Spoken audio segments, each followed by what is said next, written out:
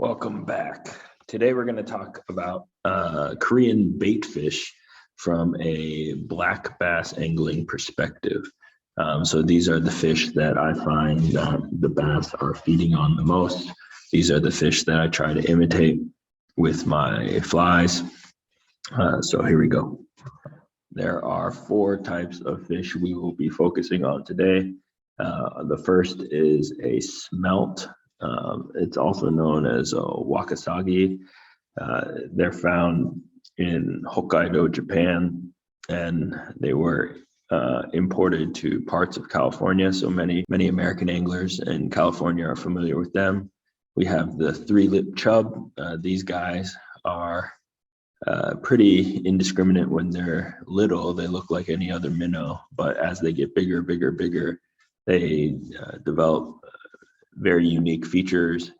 They have this notched mouth and a longer anal fin, and they feed on other fish as well. So they'll actually chase your flies and lures.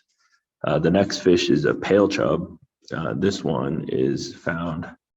I think the range of this one, and just in my experience, is the greatest of these 4 fish. I've found them in Gangwon-do and all over Korea, and the bass really feed heavily on this fish in inlets and where cooler water flows into a reservoir or lake. And then we have the sharp belly. The sharp belly is actually a type of carp, and in Korea we call it salchi. I think this is probably the most common of the bait fish, and I think is the most important. So these are the bait fish we'll talk about today. Of course, there are other fish in the water as well, including bluegill and snakehead fry and crucian carp. And when all of those are in their smaller forms, the bass feed on those as well. This is the smelt, or wakasagi. In Korean, it's pronounced binga. Smelt are found in deeper, colder, and cleaner bodies of water in Korea. During the winter, smelt become a popular ice fishing target. When smelt are present, bass tend to suspend and are spread out throughout the lake. These fish can also be found in Northern California and Japan. If you fish for bass in those areas, you'll be familiar with this fish. They were imported to California from Japan. And I don't know if they were imported in Korea or not, but when they're smelt present, there are always suspended fish, and those are some of the most difficult fish to find. But if you can find them, and if you can effectively reach their depth, then you can have some great fishing. The next fish is our 3-lip chub, or notch-mouthed chub. In Korean, this is pronounced guri. The 3-lip chub is my indicator for a big bass lake.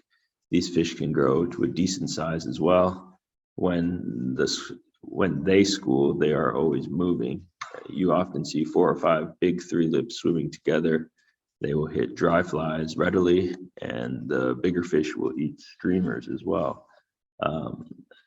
But when they're in their smaller form, the bass feed on them like any other minnow. But as they get bigger, and I'm saying like 8, 9, 10 inches long, it's a pretty big meal for a bass. And the biggest bass I've heard of caught during my time fishing was an 8-pound bass caught in Tapjung Reservoir. And Tapjung has a huge population of these big 3-lips. So I think the size of these fish are an indicator of how big the bass will be. Then we have the pale chub. This pale chub, you can find this everywhere and anywhere in Korea, in the streams, in the rivers, in the lakes, and they're a popular target for many fly fishermen. I've always found a pale chub near inlets, especially where cool water is flowing in. During the summer evenings, pale chub will feed on hatching insects. if bass are around, they will be feeding too. Pale chub are also very common in rivers and streams. And the last fish is the sharp belly or salty. I think this is the most important food forage fish for bass. Every bass lake I've fished in Korea has this fish. If there are enough of them present, the bass will key in on the sharp bellies. They tend to school close to the surface in shallow areas. The feeding explosions are intense, very similar to like saltwater fishing. It's kind of, they make a bait ball and the bass will just explode on these sharp bellies.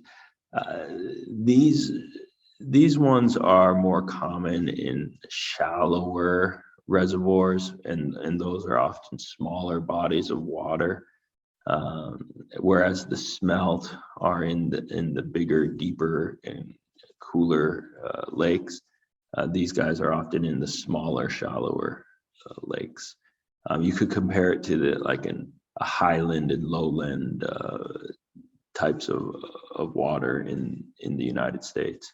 But these guys would be in those shallower reservoirs, but definitely an important fish. All right, so those were the 4 common bait fish that I found in Korea. If you have any questions, let me know, and we'll talk to you again soon.